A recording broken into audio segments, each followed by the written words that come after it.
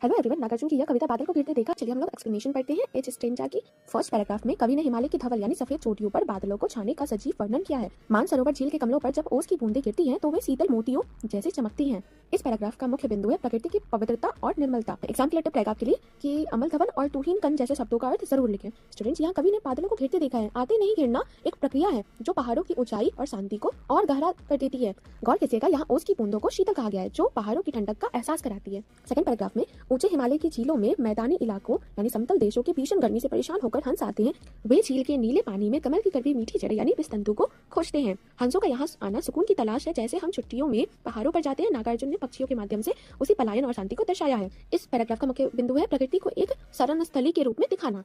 Third paragraph में चकवा चकई का मिलन। वसंत की सुबह चकवा चकई जिन्हें रात भर अलग रहने का पौराणिक श्राप है, सुबह होते ही मिलते हैं। उनके बीच का क्रंदन यानी दुख खत्म होता है और वे सहवालों की हरी दरी पर प्रणय कीरा करते हैं। यहाँ प्रणय कलह शब्द बहुत महत्वपूर्ण है। यह सिर्फ प्रेम नहीं बल्कि प्रेम में होने वाली मीठी नोकझोंक है जो सुबह की ताजगी को बढ़ा देती है। इस पैराग्राफ का मुख्य बिंदु है या उद्देश्य है लोक कथाओं को प्रकृति के यथार्थ से जोड़ना। फोर्थ पैराग्राफ में कस्तूरी मृग की बेचैनी। हजारों फीट की ऊंचाई पर कस्तूरी मृग अपनी ही नाभि से आने वाली सुगंध यानी परिमल को बाहर खोजता है। जब उसे वह सुगंध बाहर नहीं मिलती तो वह चिढ़ता और भागता है। यह हिस्सा दार्शनिक है। मेरे को नहीं पता जिस खुशबू के लिए वो पागल है वो उसके अंदर ही है।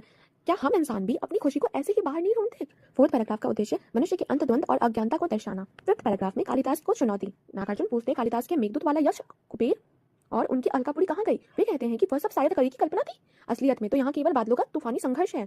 यहाँ नागार्जुन थोड़े विद्रोह हो जाते हैं। वे कहते हैं जाने दो, वह कवि कल्पित था। वे किताबी कहानियों से ज्यादा अपनी आंखों देखी सच्चाई पर यकीन करते हैं। इस कविता का उद्देश्य कल्पनावाद पर यथार्थ की जीत दिखाना। सिक्स्थ पैराग्राफ में किन्नर किन्नरियों का विलास। अंत में कवि देवता के वनों में रहने वाले किन्नरों का वर्णन करते हैं। वे नशीली आंखों वाले मदिरा यानी द्राक्षा सब पीते हैं, बंसी बजाते हैं और फूलों से सजे हैं। यह कविता का सबसे कलरफुल हिस्सा है। यहाँ जीवन का आनंद, संगीत है और प्रकृति के साथ मनुष्य का गहरा जुड़ाव है। इस पैराग्राफ का उद्देश्य हिमालयी जनजातीय संस्कृति और सौंदर्य का चित्र। अगर आपसे नागार्जुन की सौंदर्य दृष्टि पूछी जाए तो आप इस कविता का उदाहरण जरूर दिखेगा। सोचिए, भोजपत्रों से बनी कुटिया और इंद्रनली की माला। नागार्जुन ने रंगों का कितना बारीकी से इस्तेमाल किया है। कई लोग नागार्जुन को सिर्फ प्रगतिवादी मानते हैं, पर यह कविता उन्हें छायावाद के करीब भी खड़ा करती है, लेकिन एक यथार्थ टच के साथ।